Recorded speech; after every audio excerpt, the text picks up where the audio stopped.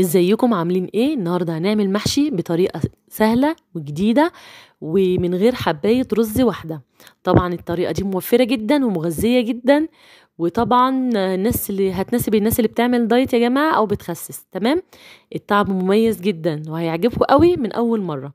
اهم حاجه ننزل نضغط لايك ونشترك في القناه ونعمل شير على قد ما نقدر، ونفعل زر الجرس على الكل علشان نتفرج على كل الفيديوهات.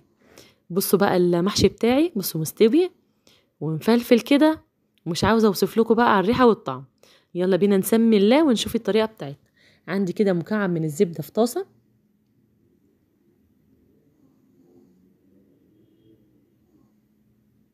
وعندي الحله اللي ورا اللي انتوا شايفينها دي، هنزل فيها كده بشويه زيت.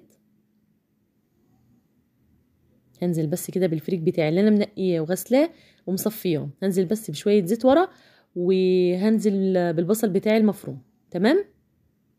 يبقى في الطاسه دي مكعب من الزبده، وهنزل بالفريك بتاعي اللي انا منقياه وغسلاه ومصفياه، مش عايزه فيه ميه خالص يا جماعه.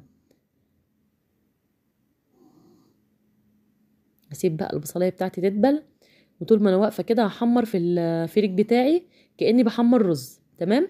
هنزل بقى كده بشفشق من الطماطم على البصل، وطول ما انا واقفه كده بلدن فيه او احمر فيه الفريك علشان عايزاه يبقى مفلفل جوه المحشي. هسيب بقى الطماطم بتاعتي تتسبك، واروح اقطع الخضره بتاعتي واتبلها. عندي بقى الخضره بتاعتي المشكله، احط عليها فلفل اسمر وكزبره ناشفه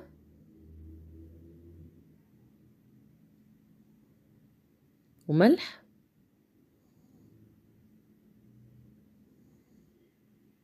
وكمون. بس كده. هنزل بقى بالفريك بتاعي بعد ما اتحمر على الخضره واقلبهم ببعض.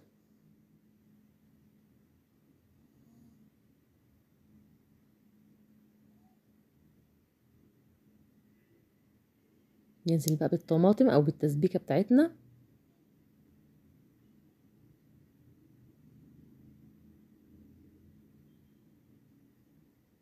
عايزه اقول لكم لو انتوا عاملين كميه كبيره من الخضار هتحشوها يعني، لو 3 كيلو مثلا من الخضار، ممكن نص كيلو فريك يقضيكم.